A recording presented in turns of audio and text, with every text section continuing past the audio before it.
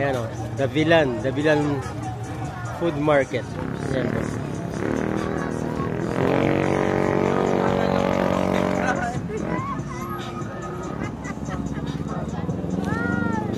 Saya dito guys.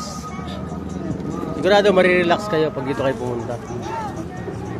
Pagka wala kayong ginagawa sa inyo o naiinitan kayo, mas maganda dito. Ha? So, shout out dun sa sa kapitan, yung barangay chairman dito, no. Galing, no. Galing na isip niya. At least kumikita yung mga tao, yung mga nagtitinda, nagkakitaan sila. Kasi naalala ko nung pandemic yata yun. Yung patatong pandemic. Meron na rin dito natigil. Ang gandaan, may mga nagbabantay. Ayun, may nagbabantay dito at may mga pulis din. Gusto niyo pumunta dito guys, hanapin nyo lang Davilan. Kahit i-waste nyo, lalabas Davilan. Okay? Ito yung continuation yung aking yung vlog ko.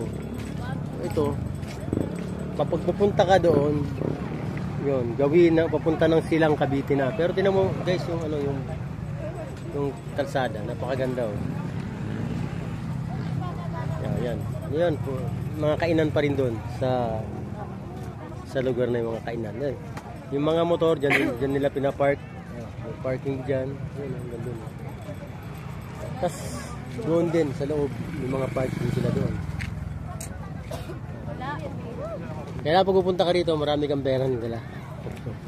Kasi marami kang makakain dito. Ayan. Dito guys sa Davilan, meron dito live. May mga ang kagandahan dito, may mga kumakanta-kanta dito live oh. Live dyan kumakanta dito. Dito lang yan sa Davilan, Carmona. Guys, ang maganda rito sa Davilan, yung pinaka niya, tingnan mo, yung lugar na yon, bundok yun na maliit. Ayan oh, bundok. Ayan. Tapos yan, may mga parking doon. May mga parking, may motor, mga kotse sa mga part sa lugar na yun. Tapos hanggang doon yung mga nagtitinda. Ang daming tao guys. Ayan. Ayan, nakahilera na yan. Ayan o. Ayan. Tapos, ang lakas ang hangin niya. Yung hangin, no? Ang sarap ng hangin. Sarap parang nakaka-relax sa lugar na to, no? Ayan, no?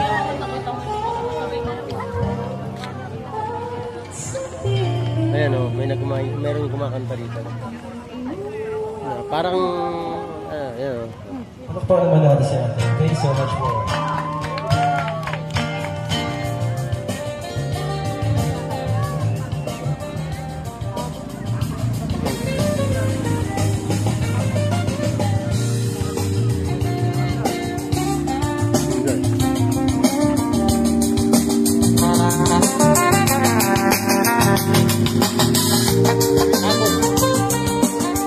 pinakadulo nito, doon sa entrance, makikita mo yung nakalagay doon, Davilan Food Market. Food Market. Hanggang maabot sila dito ng mga, siguro tinanong ko yung mga nagbabantay, mga security. Sabi nila maabot daw sila ng maabot sila ng 9 to 10 o'clock. Dahil pagkain dito, puro pagkain. Puro pagkain.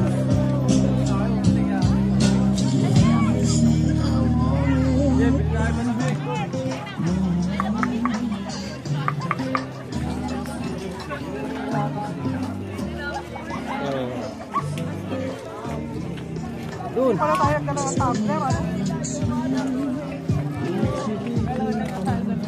Gandun yan. Medyo gabi na rin kasi, kaya tao medyo, pero tabi pa rin. Kung kukumpara ko to dun sa may Calamba, meron ganito din. Mas marami yung tao dito. Oo. Ito yung pinupuntahan nyo. Mas maraming tao rito kaysa doon. Yan, guys. At yun sa mga ano na yun, sa mga puno-puno, may mga tao doon. Yan. Diba? May mga nakalatag. Doon sila umuupo sa mismong ground. Meron lang silang sinasapin. Family, ayan, mga ganun. So, yun na sila. Bibili sila ng pagkain, dadalhin nila doon. So, ganito dito, guys. Masaya yung lugar na to. Ayan, oh. Sarap ng hangin. Ayan, oh, yun. May mga tao doon, oh, guys. Ayan, oh. Ayan, may mga tao doon, oh. Ayan, oh. So, doon sa lugar na yun, doon yung pinaka-pasukan. Yung entrance. So, dito muna tayo, guys.